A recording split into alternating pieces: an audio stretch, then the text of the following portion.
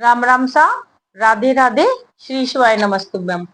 भादवे के महीने में जो शुक्ल पक्ष की चतुर्थी आती है उसे गणेश चतुर्थी के रूप में जानते हैं। गणेश चतुर्थी के दिन सुबह स्नान करके भगवान गणेश की मिट्टी की एक मूर्ति बनाते हैं, उसे रोली से तिलक करते हैं, तत्पश्चात उसे मोदक का भोग लगाते हैं। क्योंकि भगवान गणेश को मोदक अत्यंत प्यारे थे, उन्हीं के भोग लगाने से भगवान गणेश अत्यंत प्रसन्न होते हैं।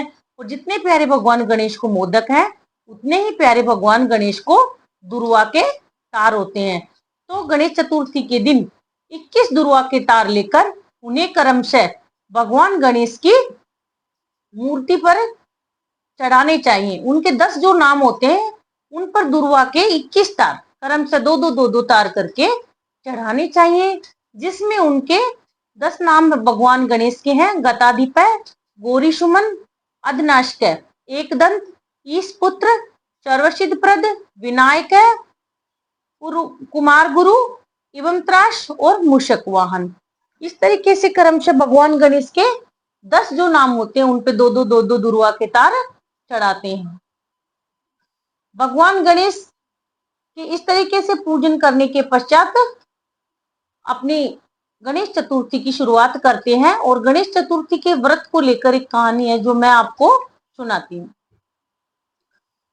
एक बार कैलाश पर्वत से भगवान शिव भोगवती नदी में स्नान करने के लिए जाते हैं और पीछे से माँ पार्वती भी स्नान करने के लिए तैयार होती हैं।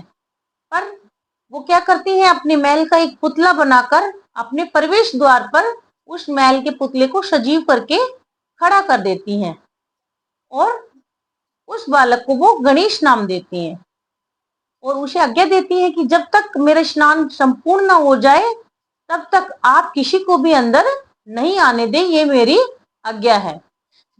इसी बीच में जब माँ पार्वती स्नान कर रही होती हैं और भगवान गणेश द्वार पर पहरा दे रहे होते हैं, भगवान शंकर आते हैं और वो अंदर जाने लगते हैं। तभी बालक गणेश उन्हें टोक देता है और अंदर जाने से रोकता है।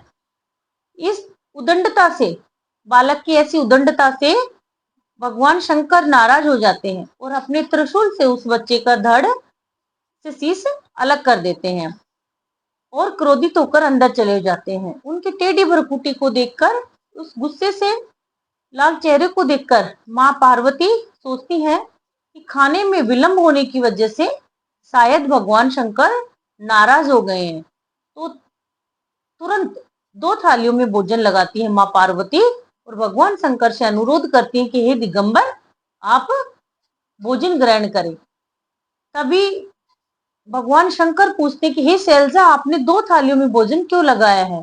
तब माँ पार्वती कहती हैं कि एक आपके लिए और एक बाहर जो द्वार पर पहरा दे रहा है मेरा बेटा गणेश, उसके लिए। तब भगवान शंकर कहते हैं, बाहर द्वार पर जो पहरा दे रहा था वो बच्चा, उसकी उदंडता को देखकर तो मैंने उसका शीश मेरे त्रिशूल से धड़ से अलग कर दिया है। तभी माँ पार्वती अत्यंत दुखी होती है एवं अपने रौद्र रूप में आ जाती हैं और रौद्र रूप में देखकर, माँ के रौद्र रूप को देखकर संपूर्ण देवता गण चिंतित होते हैं और वहां उपस्थित होकर माँ से प्रार्थना करते हैं कि हे माँ, आप अपने क्रोध को शांत करो। माँ पार्वती के क्रोध को शांत करने के लिए सभी देवता गण भगवान शंकर से भी अनुरोध करते हैं कि आप इस बालक को पुनर्जीवित करो। तब भगवान शंकर कहते हैं कि किसी भी ऐसे बच्चे का आप शीश ले आए जिसकी माँ उसकी तरफ पीठ कर सो रही होती है। संपूर्ण सृष्टि में खोजने पर एक हथिनी मिलती है जिसके तुरंत जन्मा एक बच्चा होता है और उसकी माँ उसको पीठ दिखाकर सो रही होती है। तब उस हथिनी के बच्चे का शीश उस बालक गणेश को लगाया जाता है और वो पुनर्जीवित हो जाता है। तब भगवान शंकर और सभी देवतागण बालक गणेश को ये वरदान देते हैं कि संसार में जब भी कोई पूजनीय कार्य होगा तो सबसे पहले आपका पूजन किया जाएगा। जब भी कोई शुभ कार्य होगा तो सर्वप्रथम आपको पूजा जाएगा और आपका नाम सर्वप्रथम लेने से, आपका पूजन सर्वप्रथम करने से वो कार्य सफल होगा। इस तरीके का वरदान देकर सभी देवतागण वहां से अंतर्ध्यान हो जाते हैं और तभी से लेकर आज तक भगवान गणेश को प्रथम पूज्य माना गया है। हर शुभ कार्य में भगवान गणेश की सबसे पहले पूजा और अर्चना की जाती है। और उस दिन संजोग से भादवे की चतुर्थी थी, इसलिए उस चतुर्थी को आज तक गणेश चतुर्थी के रूप में जाना जाता है। और तभी भगवान शंकर ने ये वरदान दिया कि गणेश चतुर्थी के दिन जो भी बालक गणेश का पूजन करेगा उसके सभी मनोकामनाएं पूर्ण होंगी, सभी कार्य सिद्ध होंगे।